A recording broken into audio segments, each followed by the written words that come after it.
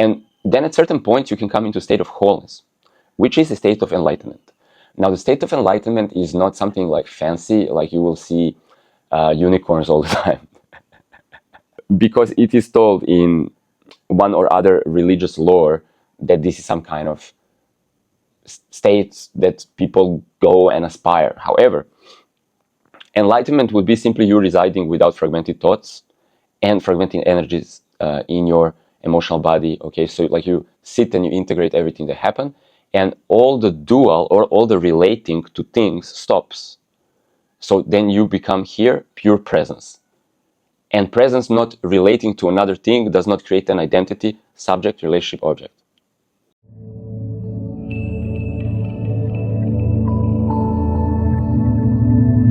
Hey guys, good morning. I'm going to talk about Trinity relationships. So these are non-dual or trinitized relationships. In other words, I can say, why do you want to choose to put God, okay? Like let's say absolute, which is you, the infinite intelligence. Why I want to put that first and how you can ritualize that. It's super important, something that I used to not know because you move through life and you learn things that you know from your experience, okay? Really, there is also things that you know from knowledge, like you heard it. However, things that you have experienced give you a more solid foundation of knowing. So, for example, I would see people do things or hear recommendations. I wouldn't trust that. Okay, your ego might be, like, God, that's like sounds off, or pray or do something like that sounds off. I remember I used to be really skeptical about prayer because I couldn't relate that, like the church and the prayer and all this lore. I couldn't relate that to anything. And then one time I was traveling in India and I started to do these ritualistic practices, and then I felt it. Like I felt the connection, I felt the expansion. I was like, whoa, this works. And experiencing something, knowing for yourself, is the foundation then of your own wisdom, experience, data. So when I say put God first, here I'm going to elaborate a little bit. Like, what do I mean by that? Okay, because you can enter a state of unity or wholeness through many devices, like through dancing, creativity, prayer, and philosophy, understanding. This is what I do here, I explain things, is also a faculty where you can connect to that wholeness. Okay, so let's explain it. You exist here as an individual. So in a sense, you are it, you are that, you are the infinite absolute being and the infinite absolute creative agency. However, for you to have your first person immersion, you will be pinged by many details of this intricate experience. Like you will feel your body, and right now I'm feeling something. I need to stretch a little bit. I might be thinking about a million things, like what I want to do later. Should I go and grab some matcha latte and chill? And then maybe I want to go to gym. And so mind gets busy and you're multitasking. Now, when you are experiencing yourself as an individual, there are things you relate to. So these things might be in my mind, like I'm thinking about the matcha latte, it's so delicious. Or I'm thinking about other things that I want to relate to later. Or just if I even try to relax in this moment, there will be thoughts, there will be previous impressions in my body lingering there. And all of that will create a world of million things that you, the subject, are relating to. And now you are fragmented. And this is very normal. To be fragmented does not mean like you're necessarily broken into pieces. Although sometimes some pieces might be not showing up in your screen. They might be stuck in your muscles. They might be stuck in your body, some emotion, some pieces of yourself you might need to retrieve through rest or meditation. And this is a process of hygiene, like spiritual hygiene. You're working with an invisible game. You're working with your mind screen. You're working with your emotions. These are more subtle energies. They're not present here as physical objects or things.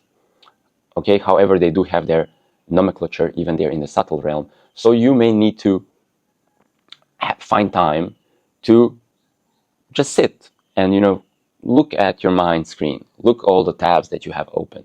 Why do you want to do all of these things? Why do you want to do all of these relationships? Now, what are you feeling? What are the residual impressions in your body from yesterday?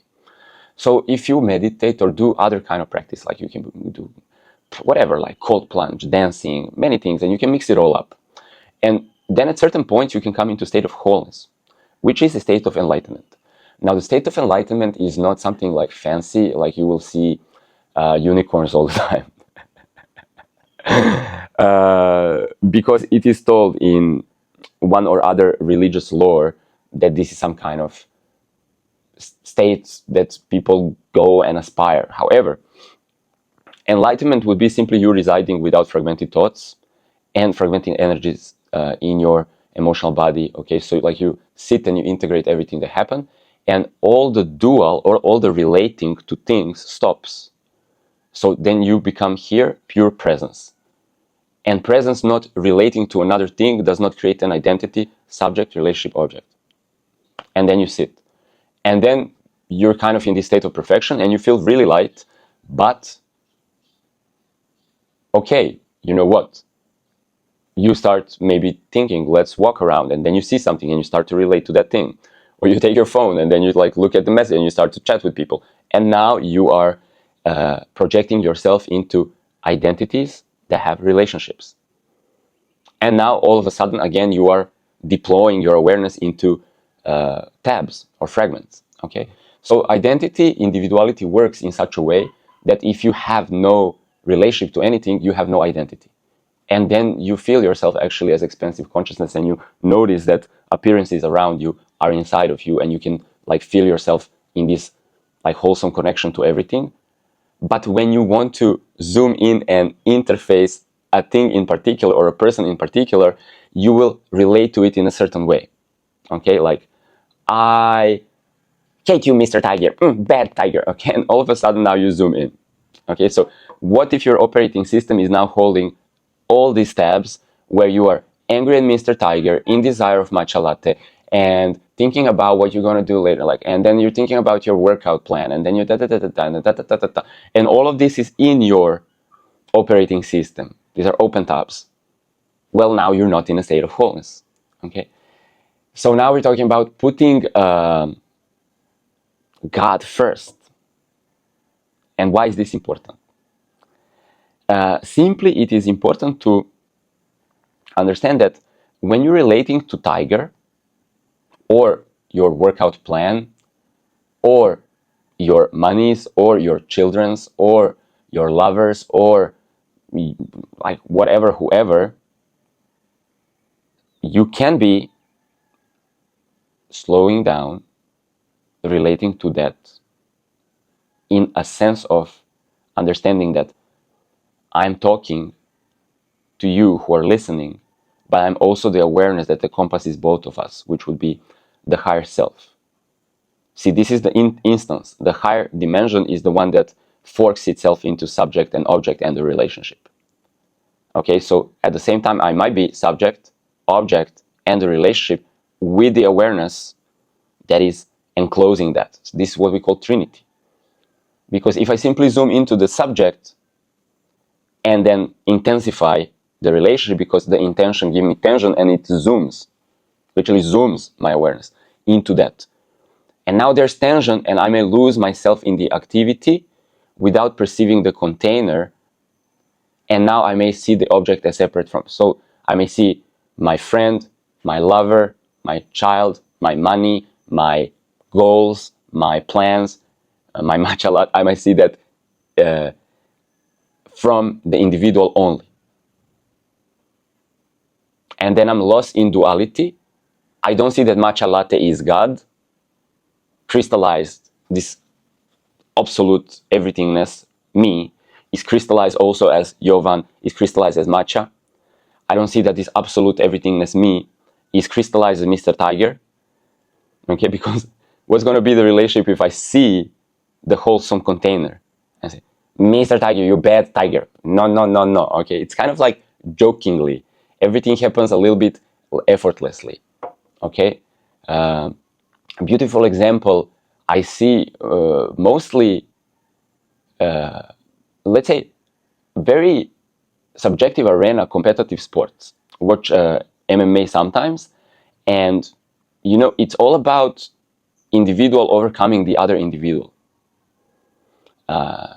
Martial arts, the art of dominance, even learn how to kill with your hands. So killing the other can be playtime if you are playing inside of God, playing these two puppets.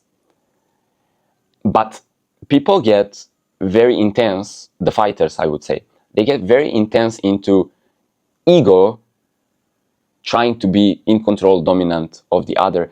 And then what happens? This will spoil the character of the individual, because you will lose the playfulness and the humility, and the ego will over-exaggerate whatever. I'm controlling Mr. Tiger, and I want to dominate or kill or eat.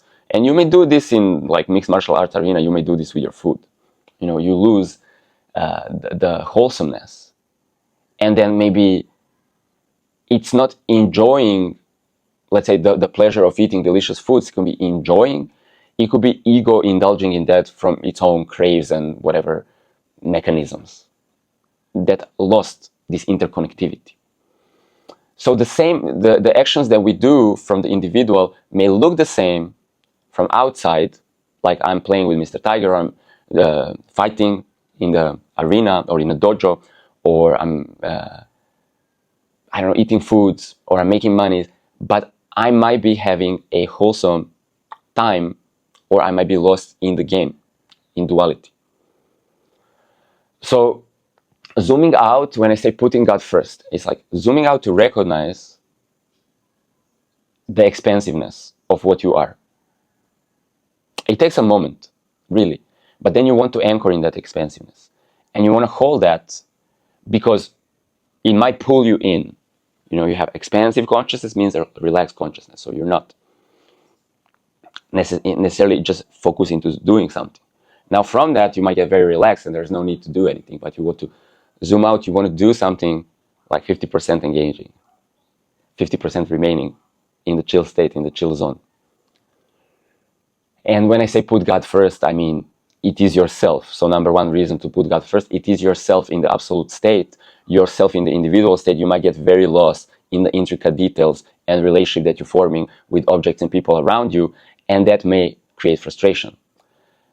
So I wanted to mention that one beautiful ritual is in the MMA arena, and this comes from like Muay Thai, because they're a Eastern tradition, they come from Thailand, right? So they have namaste to the opposing player. Namaste. Like, I see myself in you, I see the God in you, it's what namaste. And they bow and say namaste, and then they really kick each other's ass, and then they go and be like bringing all of that expressed projection of the identity that is now like fighting, bringing that back into the heart. So you now project the playtime, you project the game, and then you bring that back. Okay? And it's a subtle ritual, just a reminder. However, this is not just, I'm going to say this, because from the heart, actually, I'm projecting my individuality, I'm projecting my relationship. So energetically, I'm using my operating system to start the game from we are both one, and then expand the game into play fighting, or, whatever we're doing business, we're making love, we're going to the beach, but then bring that back into this state of wholeness. And with this simple ritual, they kind of contain the game, and they contain the egoic projection from going around, running around, and like really sucking the consciousness in, and then going into like a funnel of weirdness. Now, you might be living in the world without these rituals, and your awareness is right now already funneled inside of your operating system into many funnels of weirdness, because when you were a child and you were relating to your peers, you were relating to your parents, you went to school, it was not like somebody taught you all of this stuff. I don't know, maybe if you are from like, you went to like a Shaolin monastery instead of a school, and they really impose these rituals. But we are just living in so many environments, interacting in so many different ways, and how societies are built, how economies are built, how countries and governments are built. They're not really built on these foundations. So you need to check where you have funneled your awareness into weird relationships, and then you can retrieve that energy back to yourself, and you can then create a different constellations of how you're going to relate to your tigers, to your monies, to your friends, to your enemies, right? That's it. Closing for today: if you want to do some energy work, meditation work, one-on-one mentorships are available. Get in touch, links are underneath, and have a blessed day.